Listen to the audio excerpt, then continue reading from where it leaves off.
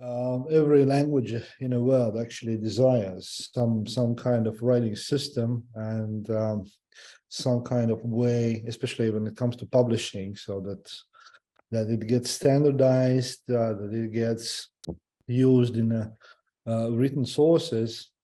And well, Livonian is none of the exception. And Livonian has indeed, despite small numbers of speakers, it has indeed quite well developed literary language tradition.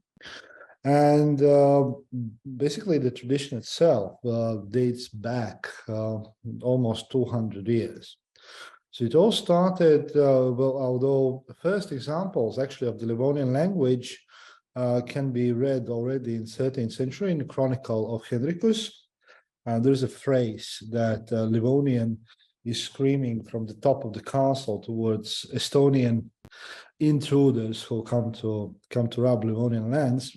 And he, what he says, and the phrase itself represented in Livonian and translated into Latvian. Oh, Latin, sorry. And it says maga magamas, and in Latin it says the translation means that you will find here eternal resting place, which is maga in Livonian is to sleep or to lie down, and maga magamas is kind of like double construction that strengthens it. So there are, however, written materials in Livonian itself. Very few after that. So as working languages of the region were completely others. So it was Latin, it was Low German, High German afterwards, and later on other languages as well. So nobody that much cared about what happens with Livonians. There are, however, some phrases here and there started to appear since 17th century. Written down, and there is a version that there is a legend about first book published in Latvian Estonian, and the legend dates back to 1525. There is a description of books that are being that were being transported from Lübeck to Baltics, and these books were published. So it was just after Reformation. So these were translations of religious texts, and these were as according to this kind of remarks, it says that these books were written in Latvian, Estonian, and a common language of the ancient Livonian.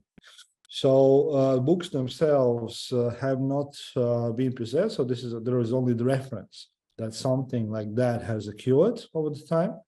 And well, the versions split here. So there are some that say that by the kind of popular language of like the usual language of Livonia is meant Livonian in particular, because it was quite spread at the time still.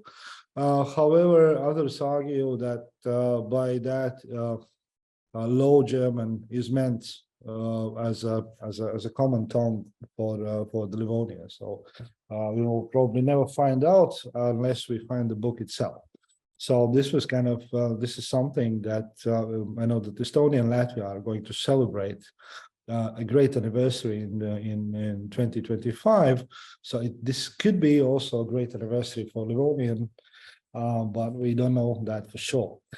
So actual Livonian publishing in Livonian is tightly connected with the texts that were connected, like the first significant collection of the texts started in mid-19th century by Andres Johann Sjögren, scholar, an academic from the Russian Academy of Sciences, but who was of Finnish origin.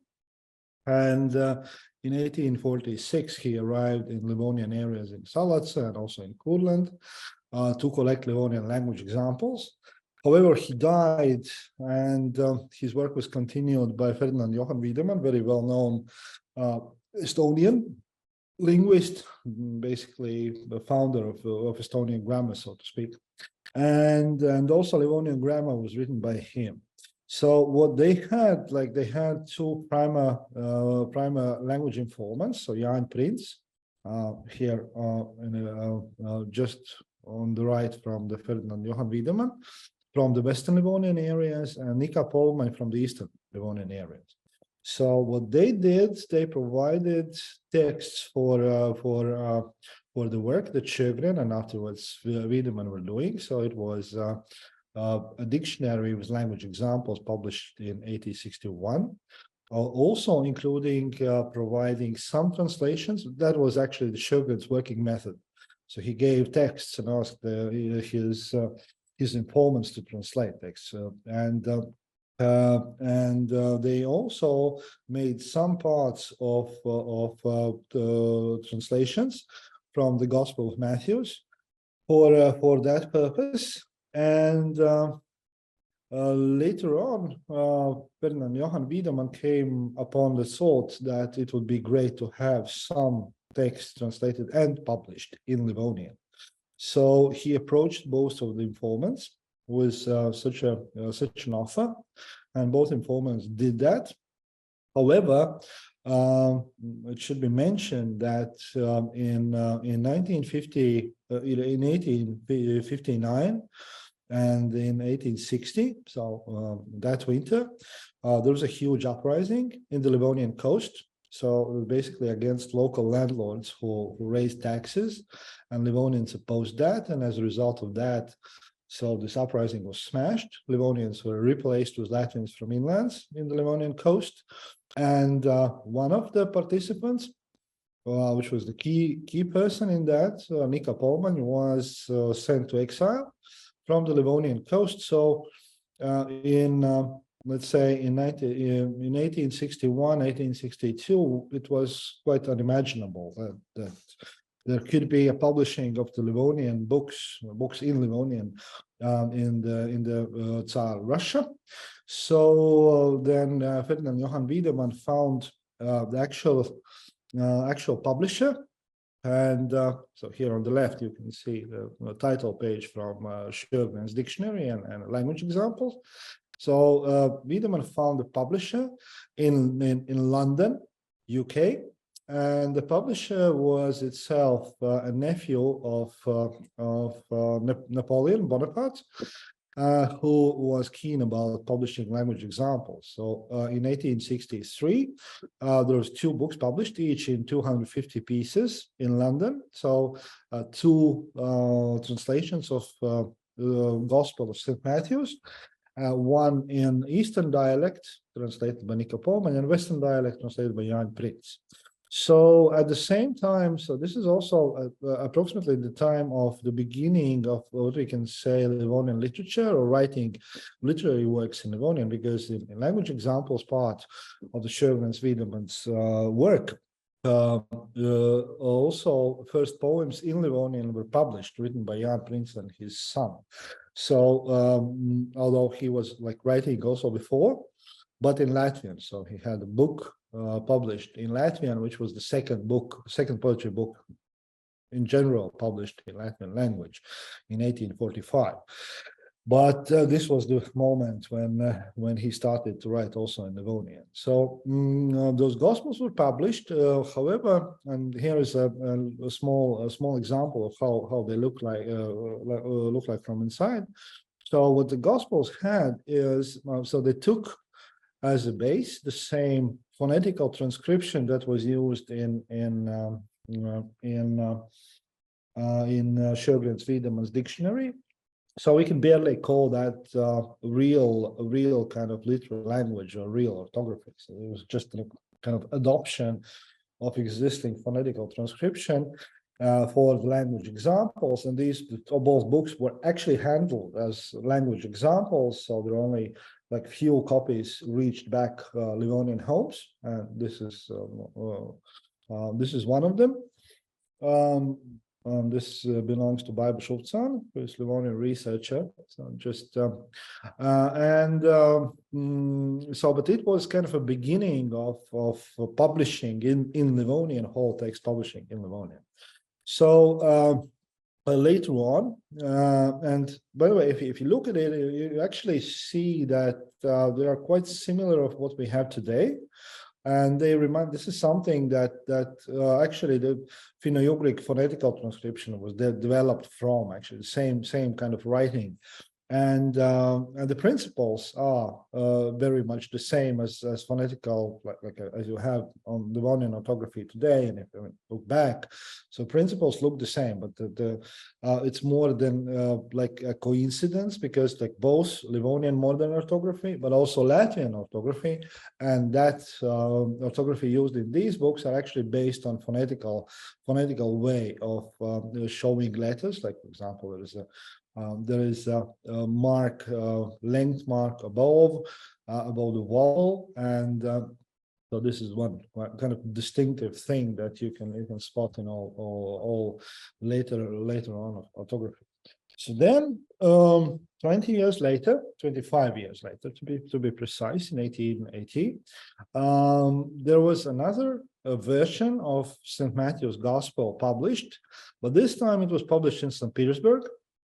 And it was the first book that actually reached the Livonians. So this was published with the intent of spreading God's word in Livonian language. It was, and here is this British connection kicks in again, because it is British and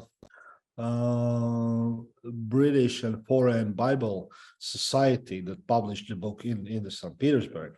And so there are two peculiar things about this. So first thing is that it is in a Gothic script, which is the single one book in Livonian that is in Gothic script. So it kind of forms the pattern of itself entirely, and it's based on orthography itself is based on Latvian orthography at that time, which was like created after the German writing principles. But text itself is actually a combination of previous two books that previous two translations of the St. Matthew's Gospel. So this is what analysis of text showed pretty clearly. This is kind of combined. The eastern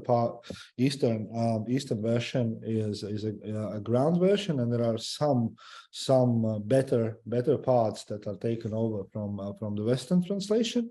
And this is kind of very interesting combination in that sense. And another aspect with this book is that when later on in 1920s, Ferdinand Johann, Lauri Kettunen and Oskar Loritz came to the Livonian coast, that almost every second Livonian showed this book as a treasure, because that was something that for the first time people saw their language published. So there was not only just kind of a book used for utility purposes, but this was something that was at homes on display as a kind of manifestation of our Livonian kind of values. Okay, so the actual road to today, to the situation, to today's literary language and orthography started in 20s. In 1920, to be precise, when Lauri Kettunen and Oskar Loritz arrived to the Livonian coast, and one of the first things that they wanted, so they were talking with Livonians, so they realized that there is a kind of a need for the language publications and for books that Livonians could read and could kind of use for their everyday life. And of course, the precondition of every book is the creation of some kind of orthography that you have, and some kind of literary tradition. So what they did was right away, next year, 1921. So they published first Livonian reading book, and it's interesting. So this is technically, this is the first reading book, which is not religious text, but it is more like a collection of expedition materials. So basically what they did, so they took material that they collected during the expeditions, formed them into the book and then published and then brought back to Livonian. So it's very simply made. And as you can see here from what the orthography was there, so it's basically the same thing. They took the phonetical transcription again at the time and basically like simplified the phonetical transcription and basically introduced it as orthography for the book. So this is where you have this looking at it. So you see what leave it, and you see this backwards A, which is basically marked from the phonetical transcription, and also other such kinds. So this was kind of the first developments of things, and there were like five reading books published one after another, and it of course the quality became better and better, and orthography got little adjusted time after time. So here you already, so this is a fourth reader, and here you already see that backwards E has been replaced with O with tilde on it. Again, Livad Tautvīļa archive, which is you can read in the left, or under the picture, and of course the quality became better. So first picture started to appear. Why it's interesting picture here? There is a flag on a wall, a printed flag on a wall that basically says Randa Kelmin Emma Yema Kel Piva Mina Nomsinel, which is the actually the very famous poem from poet Corley Stalter, which was kind of throughout the 20s, 30s, was kind of a mark stone of how Livonians described their kind of national identity. So, but at the same time, they started also to work on language teaching materials, so developing, and this is very kind of a base of developing of standardized Livonian. So the Oscar Laureate started to develop kind of Livonian school grammar. So although the title says Liva Kiel Grammatika Termina, so which is grammatical terms of the Livonian language, so it's basically like a school grammar with the idea that Livonian would be introduced in schools, and so the teachers would need something like that. And then also other poems started to appear, or other books started to appear. In 1924 in Tallinn, there was the first poetry book published, but which remained actually the only poetry book throughout quite a long years. And this is a poetry book of Liva Lolad, Livonian Songs, a poetry book by Corley Stalter. And here as a title page, you can see right away the same sentence that was hanging on the wall, and which is Randal is low. Randa Kel Miniema Kel Piva Minnan Omsinel. So Livonian language, my native language, holy for me is your voice. So, but at the same time, and this is kind of here we talk about introducing Livonian as a kind of a reading language, literary language.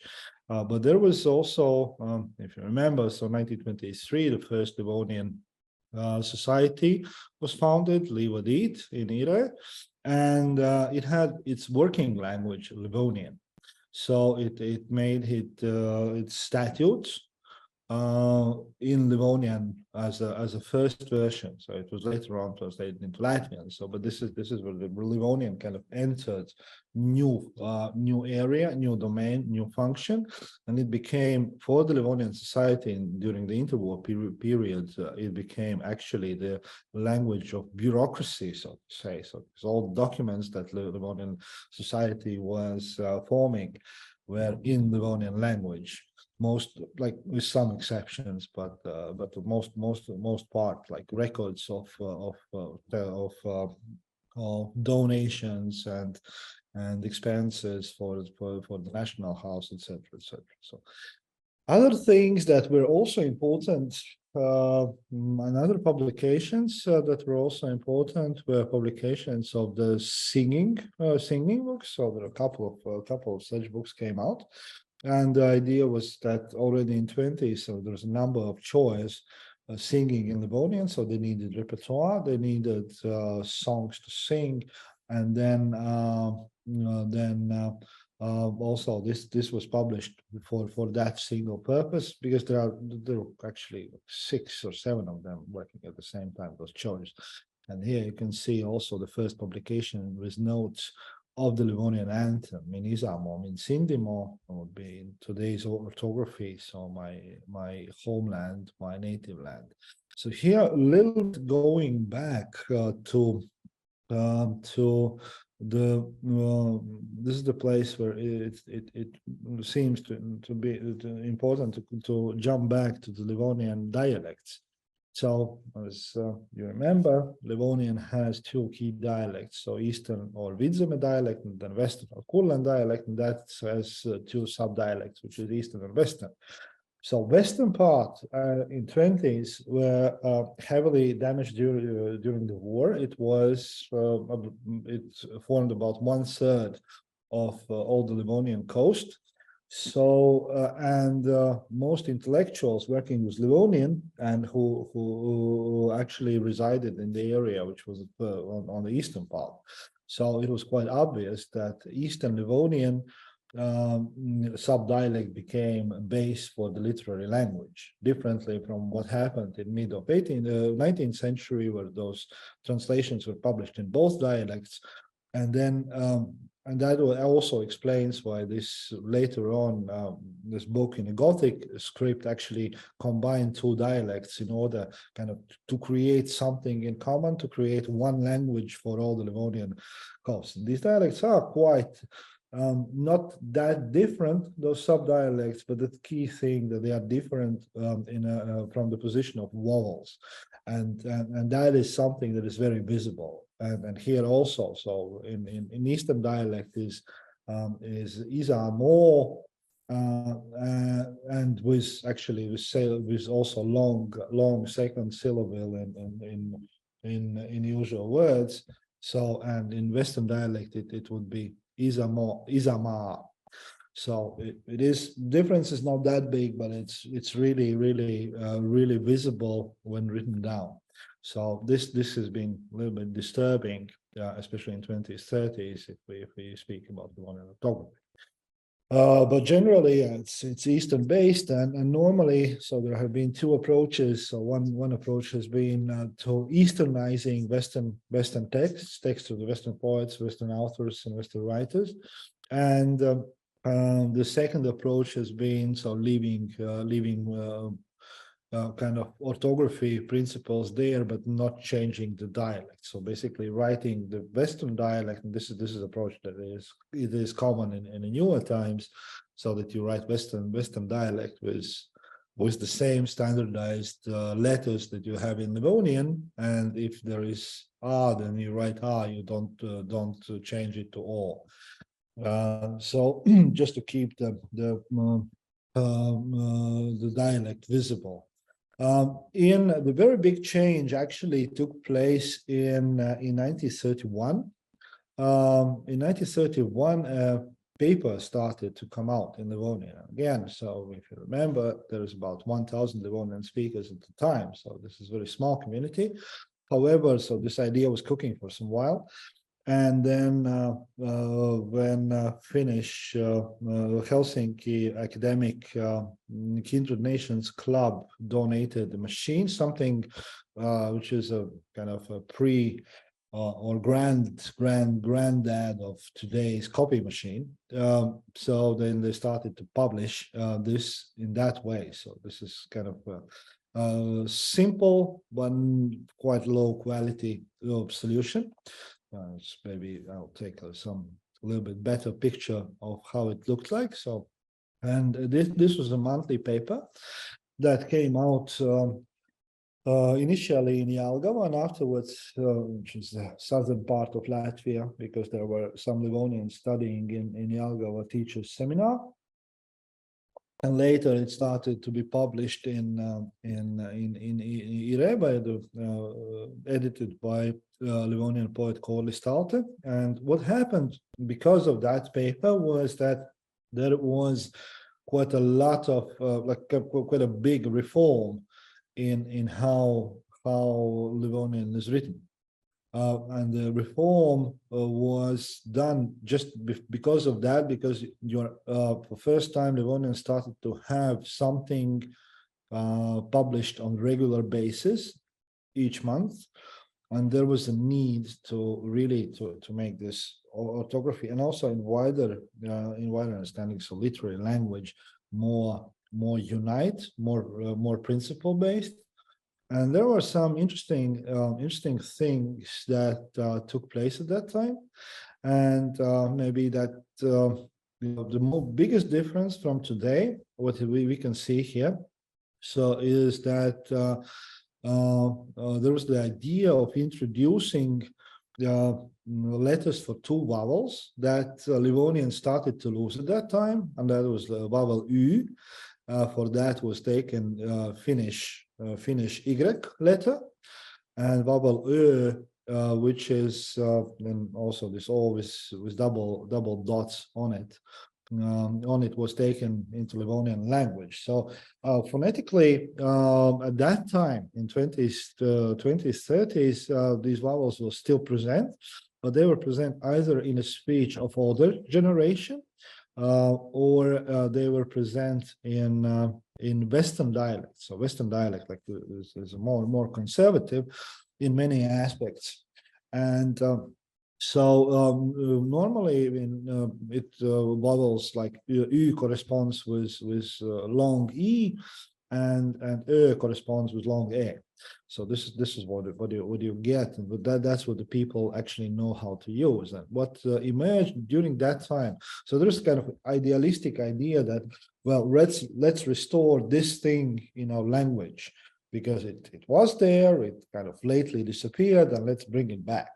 And the result was that it led in very many cases to hypercorrection, as normally only those who were either older generation or had some kind of Estonian and Finnish proficiency knew how to use them. So basically you use them if you see something in the same word in Finnish or Estonian, like Immar. Yeah, so normally Livonian would say Immar, and then okay, in Estonian there is Ymber, and Finnish ympäri, so there is this Y, so you use it there.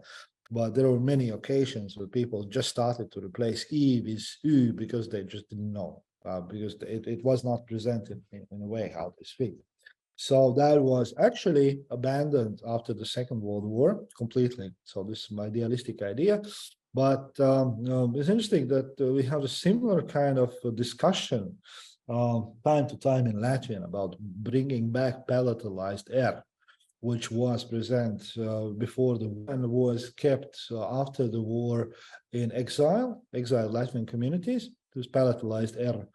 And so it disappeared completely here in Latvia, and time to time we hear these ideas that, okay, let's bring it back, and Livonian clearly shows that it doesn't really work. Okay, so most books and most public, apart of two, were actually published outside Latvia, but there are two books that were published in Latvia, which is here are examples. So this is. And these were published by Livonian Friends Society in Latvian. And well, they published these, but this is Randalis Taigarontas, which is basically calendar of the coastal folk, or Livonian calendar, translated into English. And what they did was actually they created complete mess with the Livonian orthography, coming and saying that Livonians and Estonians are kind of stupid and don't know how to write Livonian down. And they offered completely new tradition, and you can a little bit see here the ways of how this tradition looks like. So they offered to replace Estonian always with tilde and Livonian always tilde on the first syllable with always two dots under it. So something completely new letter comes in. They also offer to replace consonants T and Sh with Africa che, and you can see it's like in the last part there is a votchimist, which is basically doesn't correspond actually to the Livonian pronunciation, because the Livonian pronunciation says votchimist. So there is a clear T-Sh and not such kind of geminates, etc. So, but they were kind of really confident, aggressive, and they told everyone how to and ambitious, so trying to prove the world what is right in their opinion, but this only remained a kind of peculiar orthography of two books, and had no future developments whatsoever, apart of the mess it actually created in this ecosystem of the Livonian literary language. The books are, however, interesting from some more positions. And one thing is that it is first book in Livonian that has advertisement in Livonian published, as you can see here on the right. So this is the Ama populārnimi papīros leķmoli Rococo, which means the most popular cigarettes in Latvia, Rococo, which is kind of nice to look at. So this is completely new language domain for Livonian, but also new ways of fundraising, because these are also, of course, the advertisers paid for the publishing of the book. And then on the left, there is, if you see, so there is a man lying down, and that is one interesting moment in Livonian history. It's also like fixed actually in two books. So here, as this small kind of picture with the inscription that it's Uli Kinkameg or Uli Kaberg in the coffin.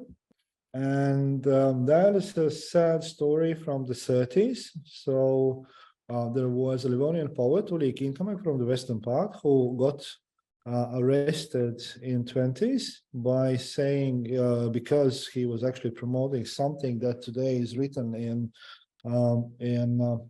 the Declaration of Indigenous Rights on UN level, by saying that as Latvia gained its autonomy, so should gain its Livonians as well.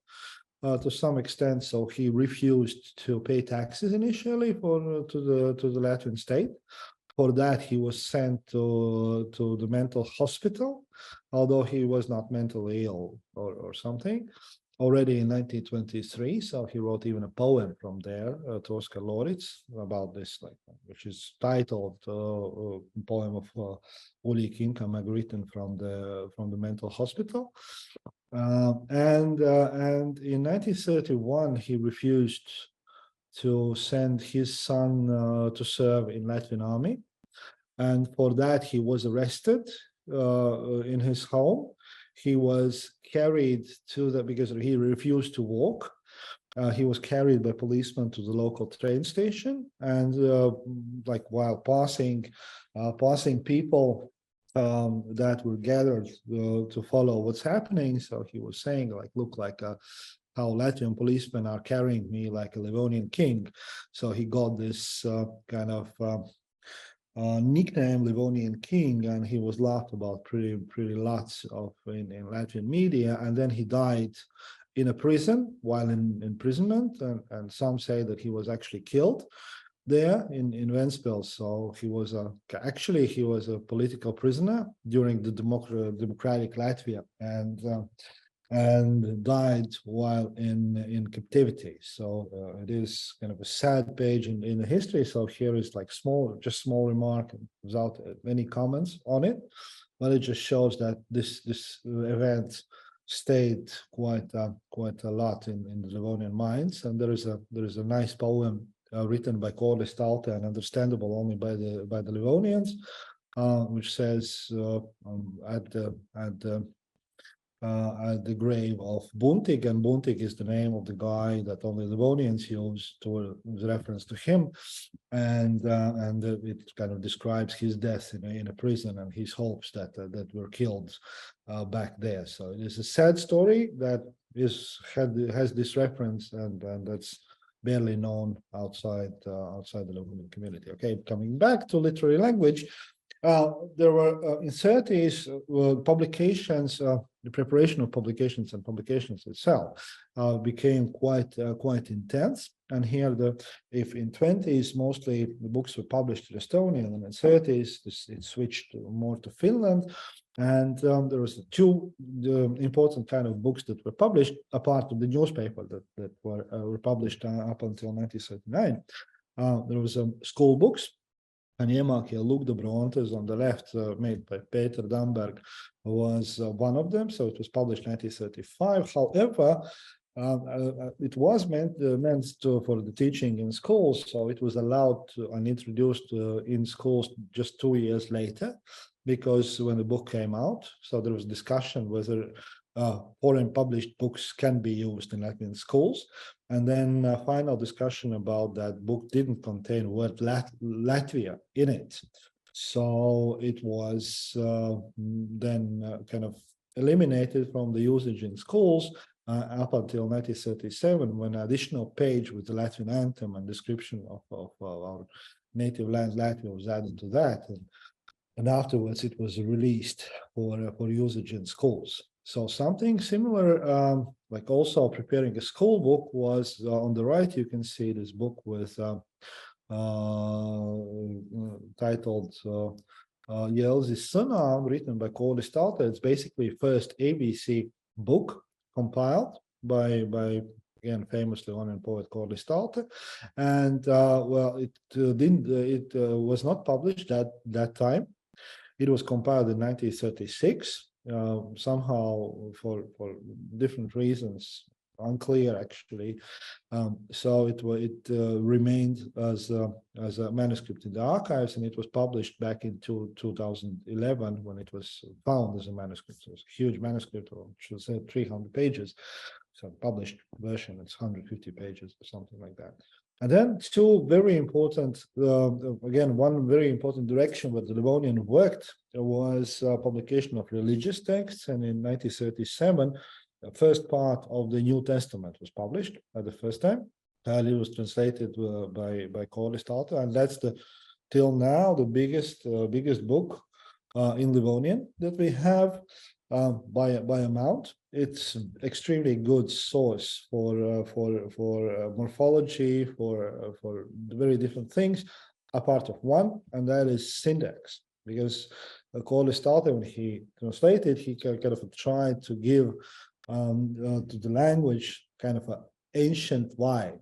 So he followed this kind of constructive German, Latvian, and different kinds of constructions to really give this kind of a vibe that it comes from. It's Livonian from very far in history. The textually it's actually perfect, and from morphology point of view, it's just brilliant. But yeah, so there are pluses and minuses as always, as for all things. So the idea was behind that to introduce Livonian also as a language of the church. So there are other church books as well, like small catechismus and a book of songs to be sung in church. So after the Second World War, and this is where we come to a completely different situation. So after the Second World War, the same kind of literary tradition carried on, but in a very different way. So publication of the books as such was very complicated already in Latvian. But if we look Livonian wise, so it's almost unimaginable that some kind of book could be published. But and additionally to that, so the Livonian community had left the Livonian coast, moved out, and now resided all over the Latvia. But somehow the work on preparation of different Livonian publications continued, and well. The first thing that was published and not published, but prepared in the 50s, they somehow got this idea that, well, we cannot publish books in Livonian. It could be problematic, but maybe it is possible to publish Livonian in some other way. And in the 50s, what happened, like in Soviet Union, actually in all Eastern Bloc, and also all over the world. So this was this time for the new artificial languages to come into play and to gain a momentum for their popularity.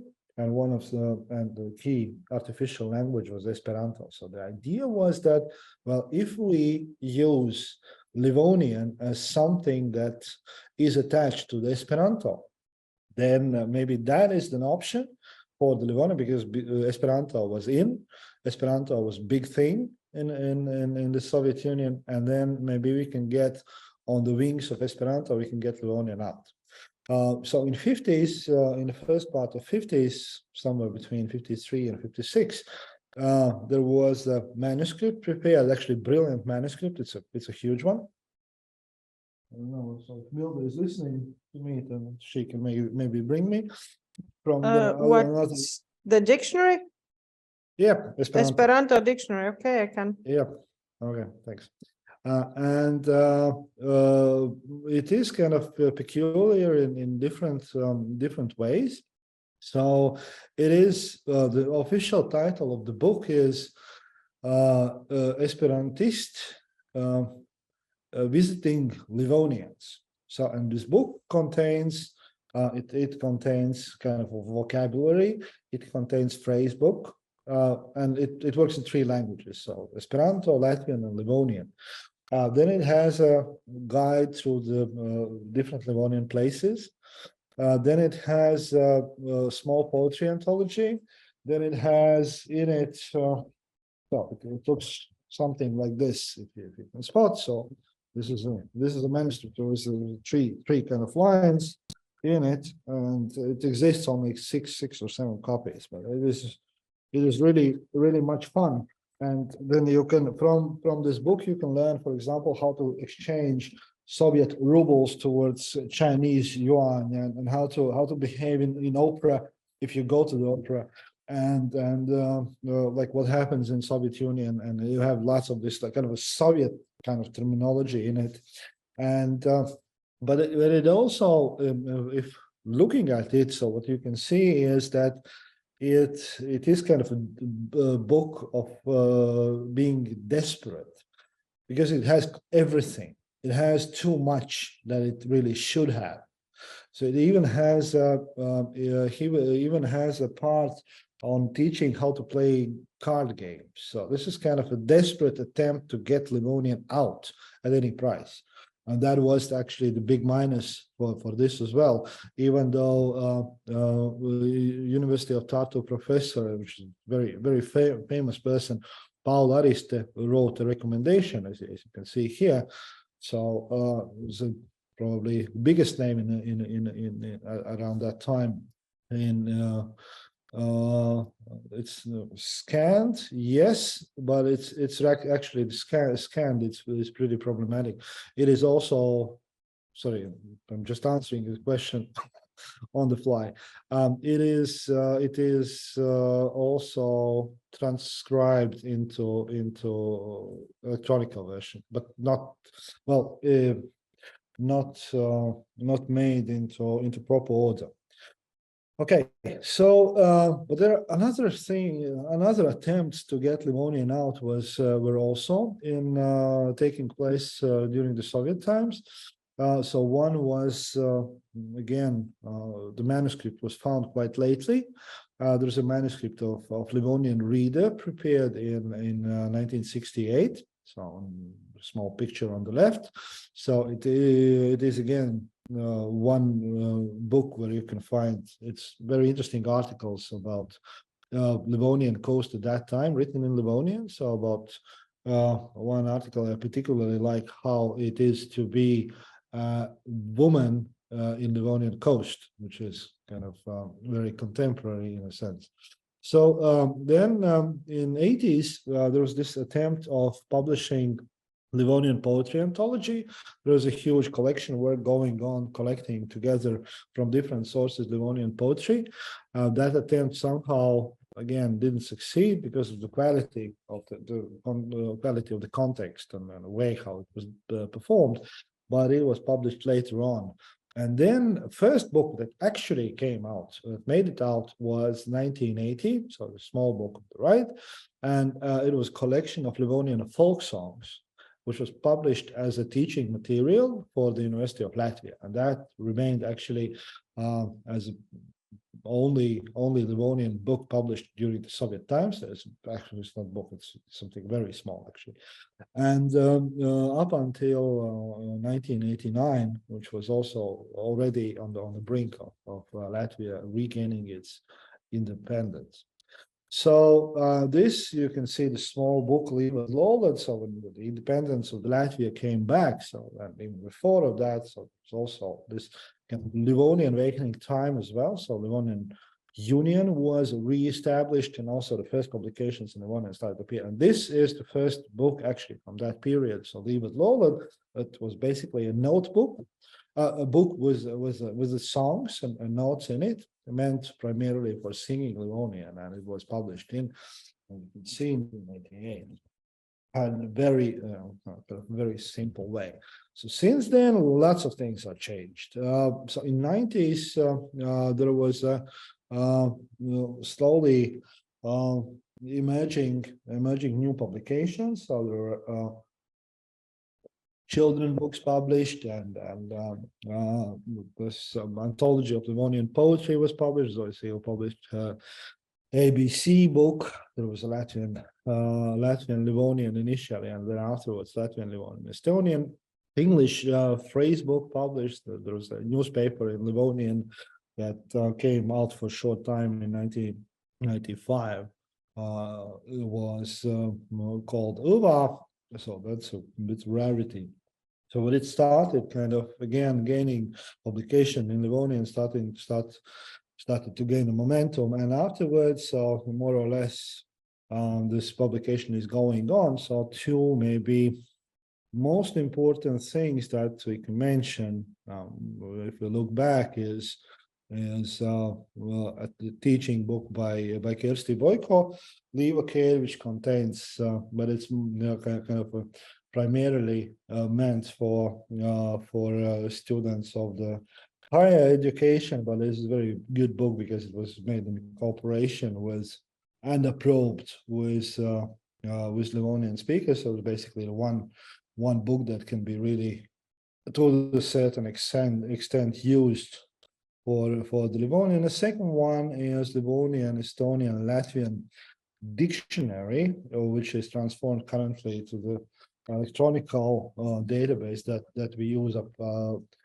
today. And dictionaries is something that has been a huge problem for the Livonian, for accessibility of the Livonian, as in Sjögren's dictionary in 1861 was Livonian German Livonian, and used phonetical transcription. So next biggest dictionary, and up until very late, up until the publication of Livonian, Estonian, Latvian dictionary, was Lauri Kettunen's Līvišas Wörterbuch, which, as the name says, was also Livonian German and used phonetical transcription. So basically, it was good source, and it is still up to date. It is the best source for dialectal forms of Livonian, but it could be used by professionals, but not by ordinary person using that. So the first dictionary to change the melody was published in 1999. So it was a dictionary that I compiled partially based on Lauri Kettunen's dictionary. It contained like 5,000 lemmas, so a small one, but at least it was like a first thing that could be used really by those who are not proficient in phonetical transcription. And then this dictionary currently is almost 2.5 times bigger, and this is up until today the best source for Livonian. And now here at the institute we are trying to grow it more and more. So then one interesting layer, which is especially during the past 10 years, is the layer of Livonian literature published. So you can see there's quite a lot of different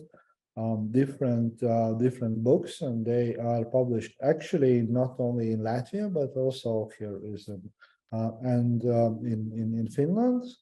in United Kingdom, and there are mostly like bilingual or trilingual publications. But it's interesting that Livonian literature also, for example, is getting pretty well recognized. So the upper two books you can see. So the first one was nominated for the award of the year of the literature, and the second one actually Trillium was Livonian English, the book of the three contemporary Livonian poets. So it actually got annual literary prize of Latvia in 2017. So it is pretty well appreciated. So one new layer that didn't exist in literary language landscape before is Valts Livonian. So this is, as you remember, Valts Livonian is something that went actually disappeared quite a long time ago. So in mid of 19th century, from everyday's use. So there are some remnants that it was used later on up until 1960s in some cases. Well, these are kind of some references that we have, some echoes. But in 2013, surprisingly, first book in Valts Livonian, Valts jau kolmaģa, so this is the on the right one, by poet Tempi Karl came out. And that was the book that featured actually for first time. It was the first book published in Valts Livonian variety, but also it has orthography developed on a base of Kurland Livonian standard and evolved to fit needs of Valts language. So now there are already two books published by the poet, and well, I really enjoy reading them because they are very conceptual in every way, and I also like enjoy when and that's the thing that makes challenging many things to do. So if you have a narrow language corridor, so how you operate and how you write and how you perform poetry tasks within that narrow corridor, linguistic corridor that you have, and this is done just brilliantly. So this is actually world class literature. And so currently two books are published already, and the third book is coming in the summer this year, to be precise, in 21st of June. So this is completely kind of a new layer that we have in this case. So like wrapping up literary Livonian, so you can say that there are two written language traditions. So there's they look similar, but basically there's a 19th century and 20th century. So 19th century, all these three translations of the Gospel of Matthew are actually the first attempt to create something for the Livonian language, but they are basically discontinued. So this tradition didn't pass on. And then in 20th century, kind of a new tradition started to be evolving. So starting from those reading books in 20s, and then gradually growing out. So what has been very important in 20th century in this tradition that we have today, so there are two changes, two major changes. So one was this change that came along with the Livonian newspaper, because the regularity started to demand so very kind of much more standardized approach on how we write, how we do things. And this is something that is we have also discussions in our region quite a lot about. In Livonian case, it was in 1972 where first Livonian singing groups were founded during the Soviet occupation. And the Livonian community was dispersed, and what appeared suddenly to those who were participating there and trying to teach language in these community groups, they realized that there are more people now who actually don't speak Livonian. So because before it was different. So because before it was like Livonian orthography, Livonian literary language was meant to those who primarily speak Livonian, so they know how to pronounce Livonian. All that they need is how to write it down the simplest way possible. So what happened in 70s, so they realized that the situation has changed. So basically you need a kind of orthography and approach that for the person who is not familiar with Livonian pronunciation and cannot refer to his own Livonian proficiency to understand what's written down, so that he needs an option that he can read precisely what's there and do it in the best possible way. So I would call it a functional change, making language and orthography closer to what actual language situation is. And that in Livonian case, it involved two key things. So three actually. So one was abandoning those U and Ös that don't exist in a language just to avoid the mess. The second was that additional letters came in, like always dot on it, for example, and there was one letter that was introduced, and also the opposition between first and second syllable that Livonian has.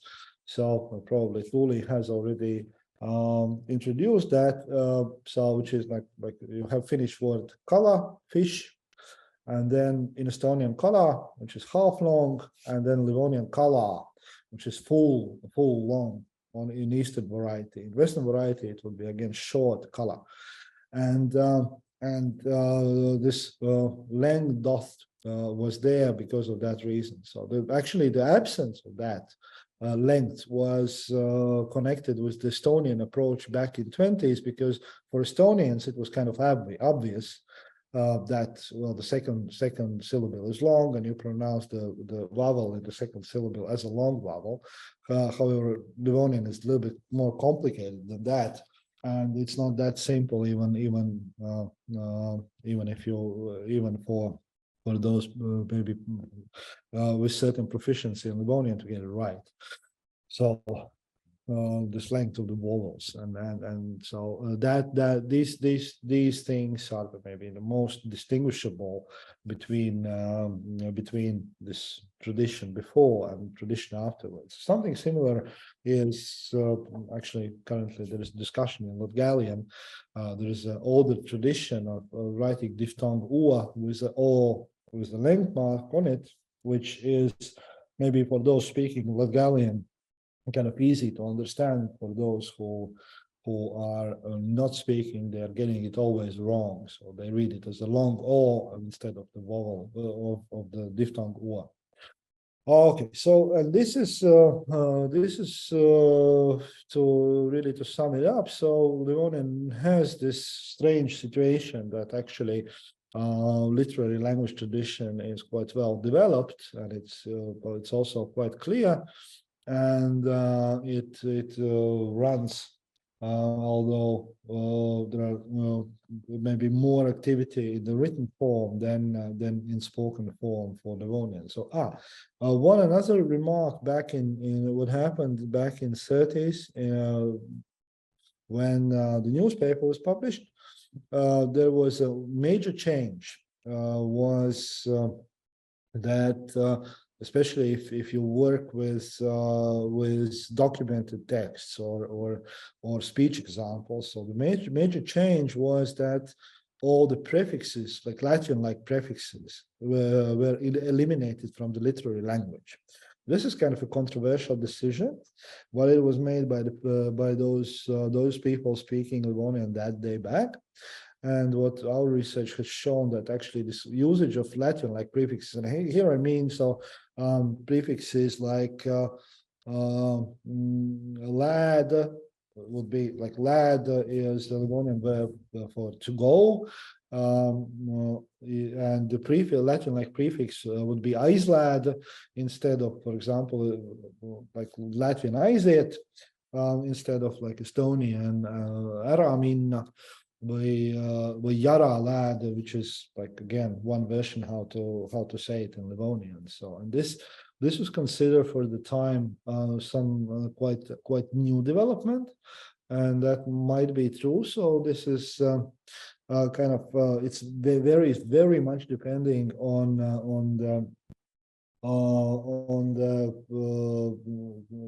the person, on the informant. As much as our study showed, it is not like distributed evenly, so it does really seem it's a little bit newer development in Livonian, but that's the kind of contact issue when Livonian being exposed to Latvian. But in literary tradition, you basically don't have it in document Livonian text, so there's plenty of usage of Latvian like prefixes, but they are not that productive as it is in Latvian. So there are more like lexical borrowings than real prefix system that has been taken over to the Livonian.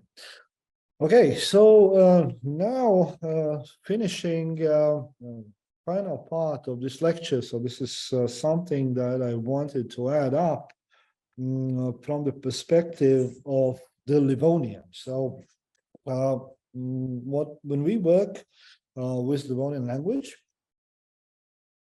then what we stumble upon time to time is that, well, we need to understand how Livonian works.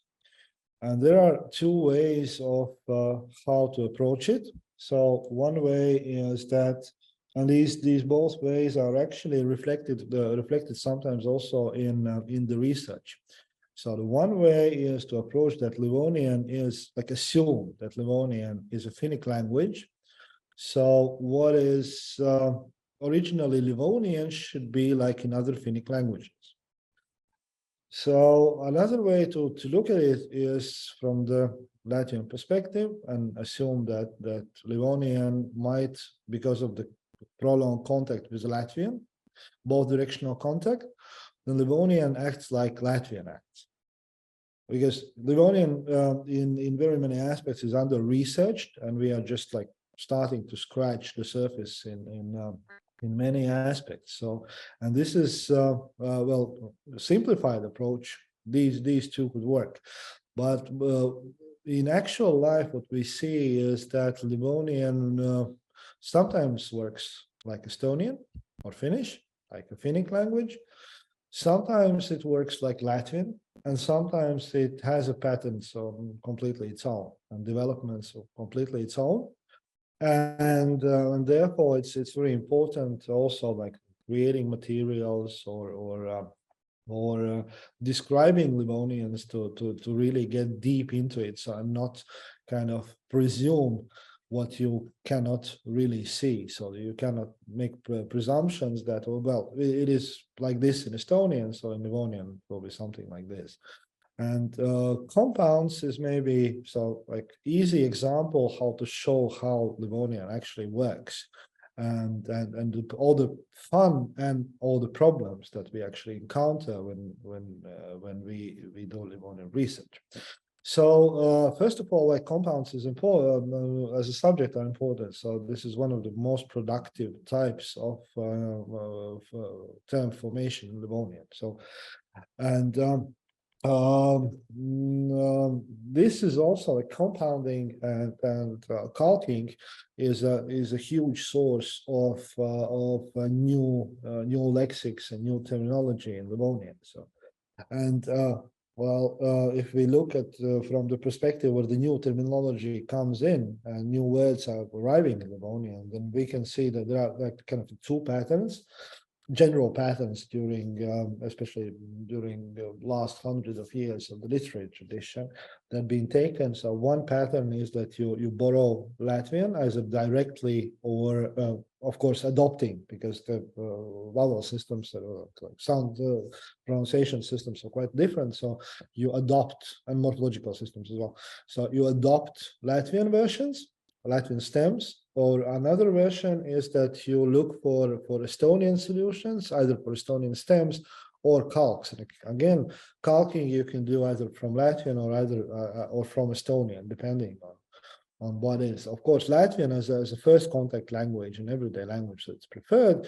But what we can see in Livonian case, that very much of the cultural vocabulary, so kind of a high culture and And language culture vocabulary comes from in one or another way from Estonian and sometimes even from Finnish, as those languages are kind of used. They have already developed patterns that can be transferred into Livonian case. So then if we compare Livonian compounding system as a general with the Latvian and Estonian, that the Livonian sits somewhere in the middle. So Latvian uses compounds to much less extent. So in Estonian, you can make compounds out of everything. You just put two words together and there's a new term and you're good to run. Okay, that's banalizing the stuff. But that's very much true. So there's a huge difference. But Livonian sits somewhere in the middle between these two in terms of compounding. And from Livonian perspective, so usually you can make compounds, like majority of the compounds from two components, which is quite common. And then you can like three, maybe even four words in a row, like for example, Will Jomnaiga is magic potion, or Pivākodā, church bell, which is and you can see examples in Estonian and Latvian as well. So you can see that in Estonian there is a compound, in Latvian it's actually not compound, it's two different words. Or called Toiston Sormsoil, which is in Livonian is one long compound, and Estonian it's also a long compound for clarity written with defis, and in Latvian it's a little bit less of the compound than it is in Livonian. So, but it is like a compounding language. Is compounding definitely is a part of Livonian. So. The majority of these Livonian compounds are compound nouns, and they are actually quite interesting in different ways in what they have, how they are formed, and how they perform morphologically. So let's go through them one by one to the most interesting parts. So in Livonian, those modifiers are in the genitive, and that is the greatest difference between Finnic system and Livonian Livonian, because here Livonian acts like Latvian acts, and it's completely like because most of the compounds in Latvian are in genitive and modifiers, yeah, and here you can see the same. In examples, so miedkastu, honeydew, and you can see that in Estonian it's mesikasta, it's nominative, so the modifier is a nominative, and but in Livonian mežkastu would be unthinkable, so which would be kind of natural for Finnic languages. So in Livonian it doesn't work. And the same thing like kädkiu, which is a handmill. So käsikivi in Estonian, like clearly nominative is visible. Rokas zirnavs, Latvian, it's not compound even at all. And then in Livonian, like kirškivi is just impossible. However, there are more to this. Just in a moment we will come back. So here we talk about majority. So now the second thing is that although it seems at the first glimpse that this modifier is in genitive singular, and it is like a general way how to compound, but if you talk about kind of a substance or the purpose of the noun, then it is even more like, it acts even more like Latvian compounds, and it means that it uses genitive plural, as for example here nagard koit. There's a potato bag in Estonian, there would be also genitive, but it would be kartulikoit as a singular, and kartulite would be very peculiar, very strange construction for Estonian ear, and also this ainadang, heina hung in Estonian, pitchfork, in Latvian, again, it's not compound at all. Livonian is compounding is more. Again, kanāt, hen house, like place where you keep hens, and Estonian singular, which seems kind of strange for me, that you only keep one chicken in it, and etc. So this is where you can see that Livonian kind of performs like Latvian, but at the same time, Livonian can perform both. So there is like this usage is irregular, so there is lots of variations. So for example, there's a kanākoļ or kanātkoļ, chicken hawk. So no singular and plural, and they can live just side by side. So it really depends, and there is no like kind of a clear distinguishable logic under it. It's just like two systems interfering in a row. So this is just like a question of decision of which direction we go.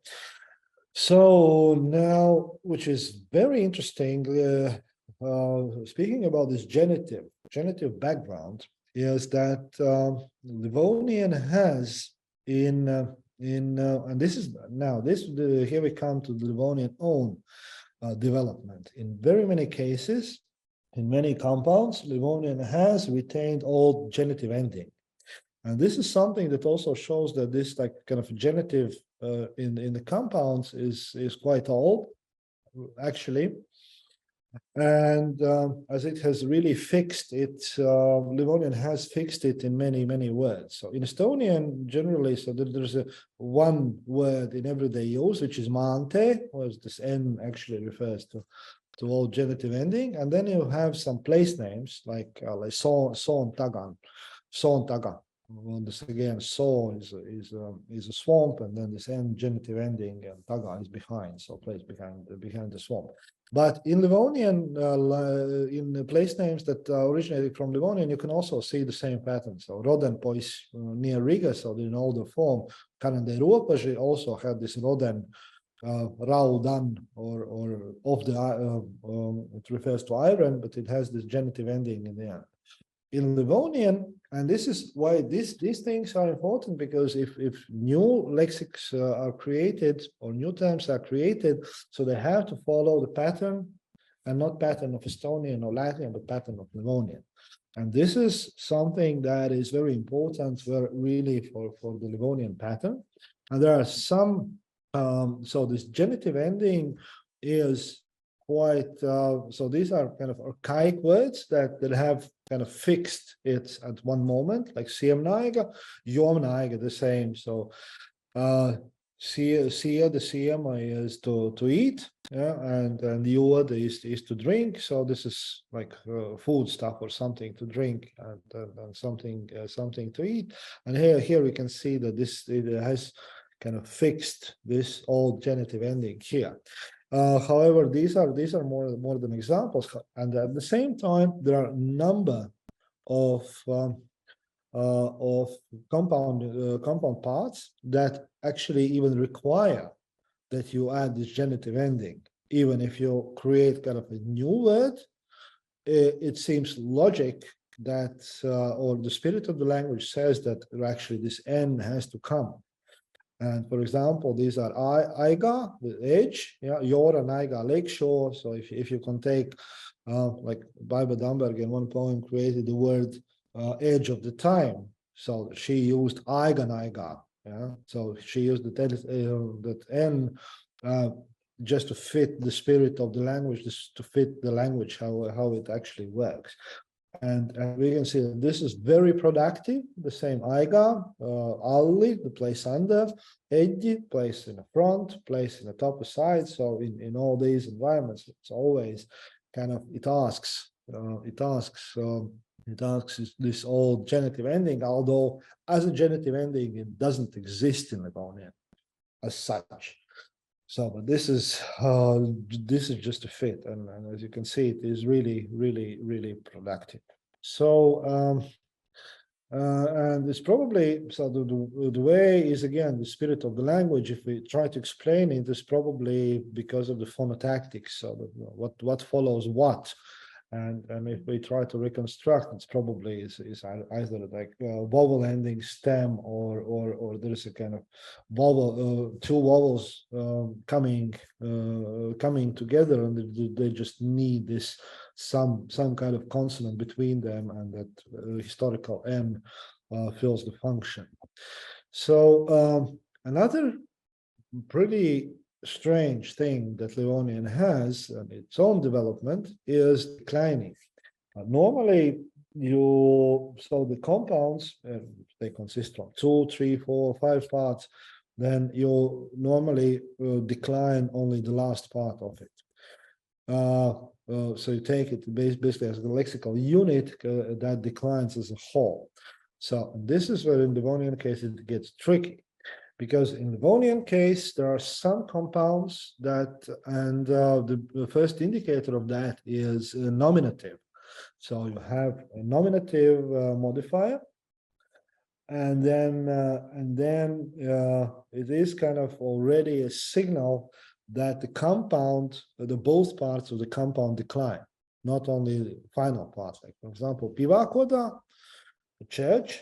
And if I say where am I, then I say pivās kodās. So basically, I add endings to the both ends. But it does not always decline. So there are some compounds that decline through the paradigm, like pivā kodā is such a word. So you say pivās kodās, pivān kodā, and pivās kodās. So basically, they both decline. And then there is a group. Group also numerals do the same, perform the same. The group that partially declines. So it can decline.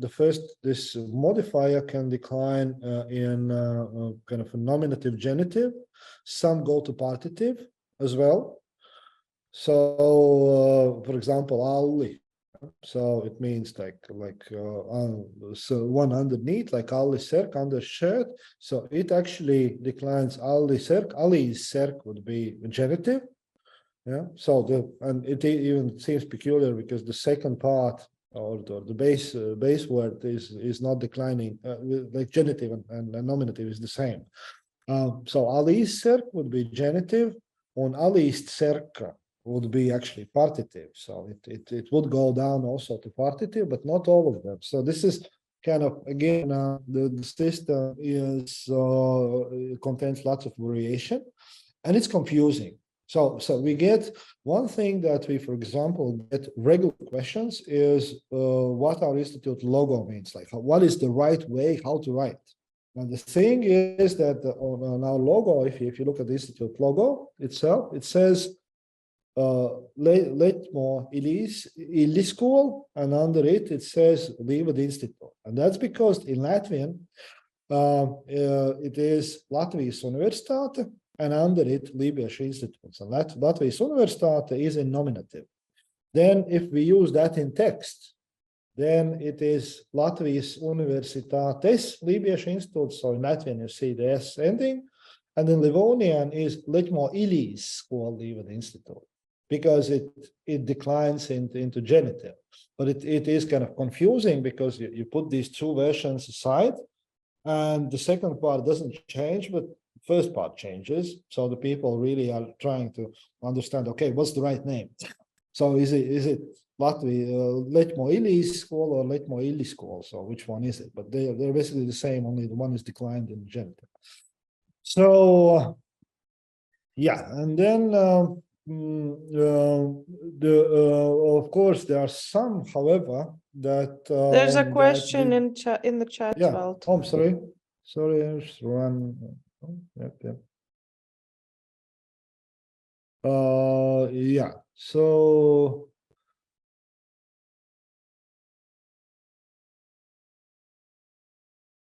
Kendra, I didn't catch the question actually. Milda, maybe you can help answering that. Me, not really. Yeah, probably. Oh, yeah. So now I understand. Yeah, it's probably Juoman. So probably the reconstruction would be Juoman, Juoman, Trumpam. something. But it's hard for me to explain why. And then piva coda, well, it's considered and used as a compound actually. So this is kind of generally, and it's pronounced also as a compound. So it's not piva coda, but it's piva coda. So it's just like one, and also stress show that it's stress pattern actually shows that it is a compound. Rather than joint two joint words. So and then yeah, now we'll look back. Then this is there are some words also where you have this pattern of nominative, but it really is kind of it more seems like fresh loans, fresh borrowings from Estonian or because in Livonian it really, so if you see nominative, it kind of it asks you to start to decline something. And one good example of new vocabulary coming in, so there is the same distinction like in Estonian. So it's käsikiri, which is handwriting, and kädkere, which is handwriting, as a form of writing. And the first one is a manuscript. So, and then in Livonian, it's been borrowed also from, most probably from the Estonian literary language tradition. There is the same distinction, like keškere, when there's as in the meaning of manuscript, and kädkere as a meaning of handwriting. Yeah, but generally, really, if you see something in a nominative, and sometimes the problem is that is, of course, and here again, Livonian peculiarity kicks in. Sometimes it's really hard to tell the difference between nominative and genitive, because they are same. They are only in those words that change form, that change vowels. This is the place where you can notice. And this is this problematic problems in seeing or identifying by the visual picture the right morphology. It is a little bit disturbing time to time. Especially it can be disturbing when you try to understand whether words are used in plural, nominative, or genitive. Because the general rule is that in plural, nominative and genitive are the same. So there is no difference except one word, and that one word is our only hope in all occasions, but it's very hard to get, and it's word ne, or them, or they, which is ne, and in genitive nant. So that's the one word. Oh, of course, I'm sorry, not one word. Actually, all plural pronomina do the same thing. Make mad, take that. So this is this is the If I could add, if I could add here about the nant, ne, nant, it is used as a demonstrative pronoun, which helps to determine the also the form of the following nouns or adjectives as well. So ne ibist would be those horses, and nant ibist, we would know that they are well, in genitive, basically based on it. Thanks, Milda. Yeah, but it's but this is really tricky for the ones, and this is actually what sometimes also kind of you might get it wrong in a sense that when there is not enough data. So you might presume, like, for example, in Estonian, this is like this, and so it should be in Livonian like this. But actually, so you should look really deeper to really know, and that is that's very narrow corridor where to find something. So again, one interesting feature found, just to, let's say it's a little bit of fun. That interesting feature that is found in compounds is this kind of old, either probably inessive ending, S component, like afternoon or evening side, OeAD-GmbH. So you have OeAD is the evening, and Poli is the side in terms of time, and then you see this S component jumping in the middle, OeAD-GmbH, which is like most probably initive ending, the part in the evening side. So and the same thing in Valts, for example, and others. So and if you look back in those very old kind of different compounds, you can also see some kind of this old remnant of something, most probably initive or elative, like Umar spool, for example. Umar on apple is apple, and it's apple tree. So that this Z comes in the middle of OeAD-GmbH, which is the meaning of cream, which is most probably coming from semja, word semja with S, which means milk, and illi, which means like upper milk. So this is as a compound, so there is something more playing here, and also this dagārspēģe and tagārspēģe, which also this strange component jumps in. So again, one very interesting thing that you can see in Livonians, which is only partially connected with the compounding, here is more of like forming terms. And if we what Livonian uses for if you want to say that the thing is made from some substance of a kind, then Livonian is using some kind of I would say old Baltic kind of principle, which is not even known like in today's Latvian, which is Milda might correct me. So, which is present also in Lithuanian. Yes, it is very normal in Lithuanian. It's how it's used. So it's preserved in Lithuanian and Livonian, but not Latvian. And that the idea is that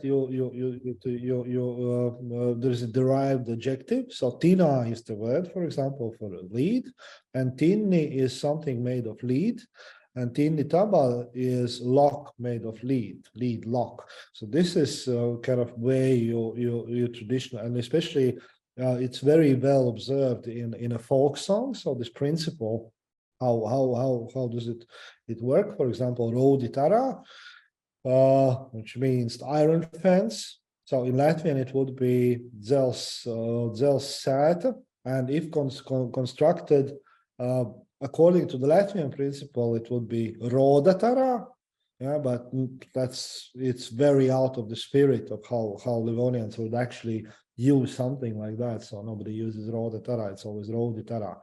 And the same thing, like for example, Kuldiso, it was the name of the very well-known Livonian informant in Certes, who was like good at providing folklore, and she was called Kuldiso by Oskar Loritz, which means the golden mouse. And here you can see that even in compounding. So that this is you have this your kulda is the initial noun, and the adjectivized version is kuldi or golden, and the same thing, for example, kuldi, luda, etc. So Livonian actually really is interesting from different perspectives. It has like lots of developments of its own, lots of varieties which are connected with the contacts and the history of Livonian. So it is, and it has those developments and those things of its own, and these things of its own is something that is very, very interesting, but not easy.